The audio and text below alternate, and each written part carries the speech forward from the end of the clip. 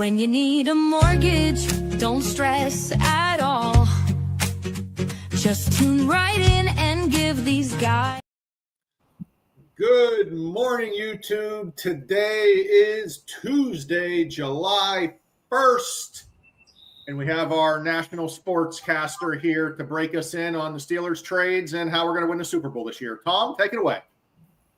Steelers trade for Jalen Ramsey and get rid of the worst safety in the league. Minka Fitzpatrick ranked 4th safety, and people were saying that we're going to miss him. Come on, get out of here. Come on. The only problem we might have is DK Metcalf and Jalen Ramsey fist fighting on the sidelines. But we don't have George Pickens there to break it up, so who the heck knows what's going to happen this Steelers season? All I know is I'm excited.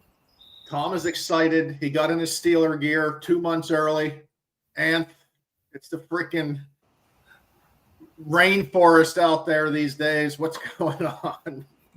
Good morning, man. Good morning. It's all right, though. You need a little bit of rain. You got to grow those tomatoes, man. You know, cool things down a bit. So that's true. Well, guys, we made it to July. Can't believe we're middle of summer already. Holy crap, 2025 is absolutely flying along. But we're in the thick of it. It is the busy season. And really what we want to get in today, because it's the most popular phrase in real estate. 30-day close. Is it good? Is it bad? Is it helping? Is it hurting? And frankly, it all depends on the buyer and their situation, right, Tom? It might be good. It actually might hurt the buyer, and we'll talk about how here in a minute.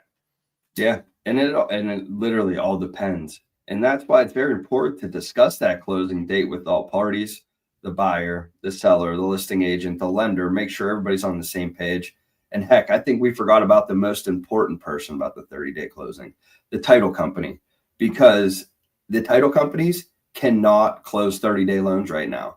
Every single one of them doesn't get taxes and then cries wolf at the end. So yes, I'm putting title companies a little bit on blast here. They are failing to get the 30-day closings done. So who is it best for? That's true. That's true, Anth. We know we have that great Jordan tax service in our area that takes, I don't know, Fred Flintstone moves faster than them sometimes to get taxes and the information that we need to close. And buyers don't fully understand that. They think there's a contract date, they're ready to close. And we all know we don't find out from the title company or from whoever only a couple days before closing that we don't have all the information in. The biggest thing we have to remember, 30-day closes do not mean that the file is getting worked on for 30 days. Everyone does calendar days for the closing. Mortgage companies only work business days. Title companies only work business days. Most buyers only send us documents on business days. They're not checking their emails. They're not answering phone calls. They're not bothering with the processing of their mortgage on a weekend. Here in July, we have a holiday. So that takes away a day or two. There's people on vacation all over the place. So 30-day closes turns into like 22 business days.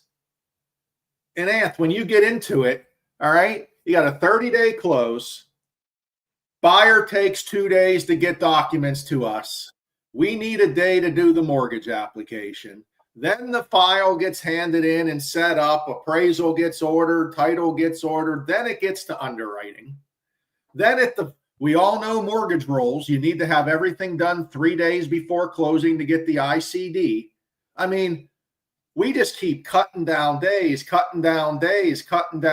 where really you're almost looking at 2 or 3 weeks of business days to get a file fully clear to close on a 30-day close. That may be great, but whenever you have, let's say, a first-time home buyer that needs a PHFA loan, right? Maybe they have a better interest rate, but we all know PHFA has to approve the loan. That loan type takes longer. You can't do a 30-day close for PHFA loans. So instead of getting the best interest rate, we then have to get them into a different mortgage program with a higher rate to meet the closing date. Is that helping the buyer to get a higher interest rate to close in 30 days? No, I don't think so. I mean, it comes back always to affordability, man. Like I get it. On the agent side, they're trying to get the offer accepted. On the finance side, we're trying to do the best we can for the client when it comes to the financial terms and the ability to repay that loan over the time specified. Ultimately, getting a lower rate is going to have a lower payment, and that's going to add 10 days? Is that really going to hurt the transaction if it's 40 days instead of 30? I don't think so. I mean, I really don't. I mean, if it's the best offer when it comes to the seller netting their net proceeds, I don't think 10 days or so is going to kill that deal. But on the other side, we're looking out for the client. I mean, that interest rate difference could be 0.75 to 1% difference, between each program. So it's a pretty huge difference when you're looking at monthly payment and what that client's paying over time. So on the financing end, that's what we're looking at and showing to the client to make sure that we're giving them the best option available that's going to help them with their financing. And that's all we're saying is to double check with us, the loan officer, before you put that offer in, to make sure, like, hey, we have them in this loan that's going to take a little bit longer, or hey, maybe their USDA loan. USDA has to approve it as well. There are a couple more days on that process. There are timelines involved with the mortgage process. We're all living in a realistic world. We want to close every loan and get the best deal for every buyer as quick as possible. But sometimes a couple days are needed, and a couple extra days to get the buyer the best mortgage program in our eyes as loan officers is well worth it.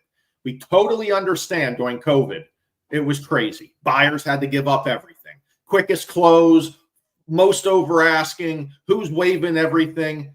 It's not that market anymore. And now we need to see buyers winning a little bit. And if, like Anth just said, if it's 10 extra days to get a better rate, we should be able to do that for the buyers. Yeah, realistically, that's not even a lot of time. 10 days, buyers will go by and snap like that because they're setting up utilities. They got to do a million things, pack. Maybe they're selling their house to buy the new one. They're packing. They're getting everything ready. They're figuring out the logistics of that, calling family, helping them move. There's a lot of things that go on, that we take for granted as being part of every transaction every day as an agent or insurance or mortgage guy in this business. We take it all for granted. There's a lot going on, and this is the biggest decision. And oftentimes people are only doing it once or twice in a lifetime. So don't rush it. There's no reason to rush it and make them feel uncomfortable. I see all the time people put up on Facebook and stuff, clear to close 3 days, clear to close 5 days. Like, congrats. Everybody could clear to close a loan in 5 days if we really pushed it. Like, that doesn't throw anything crazy in there. It's all about the buyer and their feelings, because if they had a good experience and good feelings throughout the process, they're going to refer you all their friends. Yeah, I mean, and if you look at a calendar and you add up everything that happens on the real estate side and the mortgage side, you have inspections, you have appraisals, you have deadlines, you have conditions from us, you have real estate deadlines.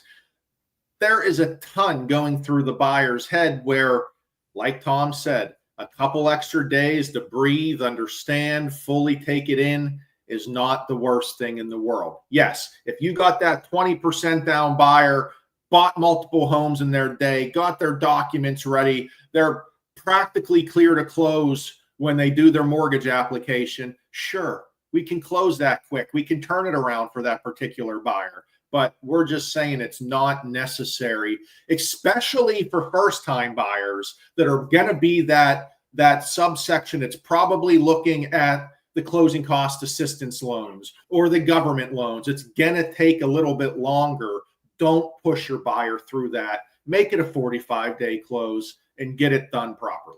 They almost feel like they get taken advantage of in certain points because you're trying to rush them through it and maybe try to make them miss something. And some people have brought that up to me. Like, what are you trying to hide? Why are we trying to rush us through so fast? I want to read it. I want to take my time and understand the process. So it's not for everybody to close in 30 days. Yeah, it's cool. You can throw it up on social media. We got this one closed in 30 days, but that's not reality. And your pre-offer huddle will fix all of this. Yeah, man. I mean, I talk about it all the time, and I do them. I think they're very, very beneficial to keep everybody on the same page for the offer, but just going back real quick, like you mentioned, the title company.